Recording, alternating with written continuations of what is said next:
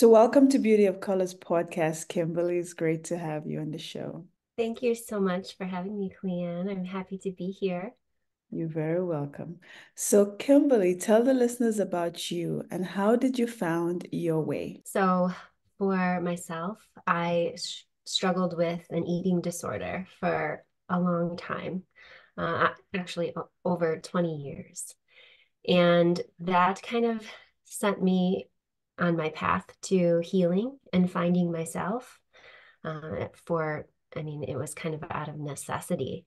But in that in that journey, in my recovery, I had to kind of reconnect to who I was at my core, before my eating disorder, or just even that little, you know, uh, remaining essence of myself that lived inside that I had kind of lost touch with. And it was something that I reconnected to slowly over a couple years.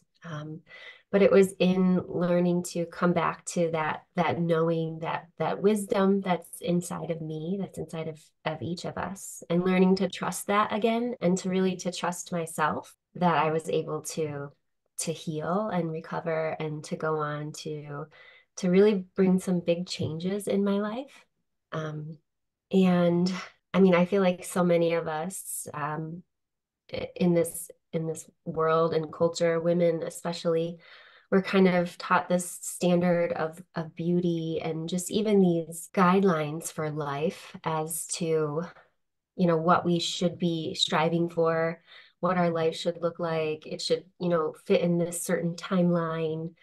And a lot of times it doesn't work for everybody, and we're all unique in what, fulfills us.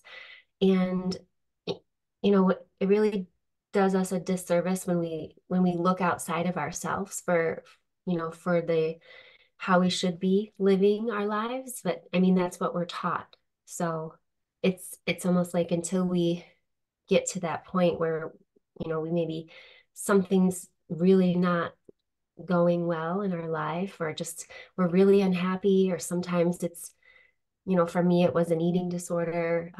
Sometimes it's, a struggle in life that really kind of makes us pause and open our eyes to, what else could be out there, what else is possible for us. So, Kimberly, when did the eating disorder, when did it begin? When was it, were you a teenager when it started or? Yeah, I was about 15 when it really started. Um, I think I just was very insecure, and I didn't have, it started as a simple diet, and I just thought I would go on this diet and I would lose a few pounds, and then I would feel better about myself, or just, be a little bit more fit.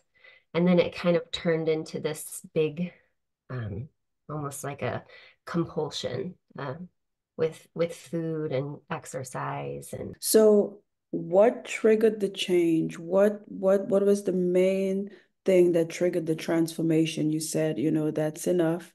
What was that main thing that triggered it? Um, it was, I think there was a couple big things. My mom passed away, when I was about 24. So that really kind of shook me and woke me up. And then I was kind of in this, had made improvements, was going on with my life, healing from that grief and that loss, and then ended up in kind of an unhealthy relationship with a partner. And it was almost in like waking up in that moment and realizing like how unhappy I was, and how things were just, it was like something, I wasn't happy in my relationship, I wasn't happy in my job, and just like something's got to change. And it was really this moment of like, it's not something outside of me, it's something has to change within me, because I'm the one that keeps putting myself in these places, these situations. So I knew it had to be an internal shift. So, how has embodiment deepened your expand or deepen and expand your connection to self? Mm. Um, for me, I think it was like the perfect tool that I was missing. A lot of for myself, and I think people that struggle with eating disorders, they become very disconnected from their bodies and the sensations and just even the emotions. We kind of become dysregulated in that sense. So really slowly learning to tune into those sensations and name them and almost befriend them, and know that some of them, they're not good or bad. They're just sensations or energy or emotions that are just kind of moving through our body, and just really, welcoming them in and knowing that if it's a difficult emotion, it'll pass, as long as I let it and don't hold on to it. So what steps should someone take to reach that embodiment stage in their life? Hmm. Um, just I think I would say taking some time to slow down. Um, Throughout the day, take pauses to kind of check in with yourself. I mean, that's probably the simplest way to just kind of notice how you're feeling inside or what's going on. Do you have tension anywhere or a headache? How's your heart feel? I mean, you could also add some meditation practices if that's something that you're comfortable with or you wanted to add in, or even just becoming more mindful while you're moving around, while you're walking, like how your body's moving and how like the different muscles and ways that you notice your body move. So embodiment is all about just changing your the way you feel inside and kind of being more positive. For me, I wouldn't say necessarily changing. I think you do create change, but I think it first kind of starts with becoming aware of what's inside. And then when you're aware of it, when you can understand it and like I said, almost be with it, and be not welcome it in, but sit with that. And then as you kind of give it your attention, a lot of times the energy will shift and you can add in, some breath or some movement too if something becomes, a little bit more difficult to sit with. And then often kind of shifting the energy into a more positive, like you're clearing up any emotions or tension that you're holding on to and kind of clearing that out of the way, making space for something new to come in.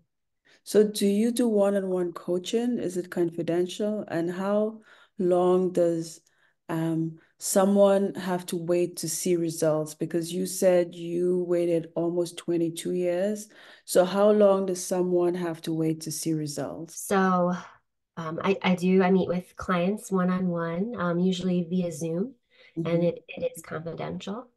And for me, so embodiment wasn't it my journey to that was a little bit, I mean, I didn't really find it until I was about 34, is when I actually kind of discovered embodiment and embodiment practices.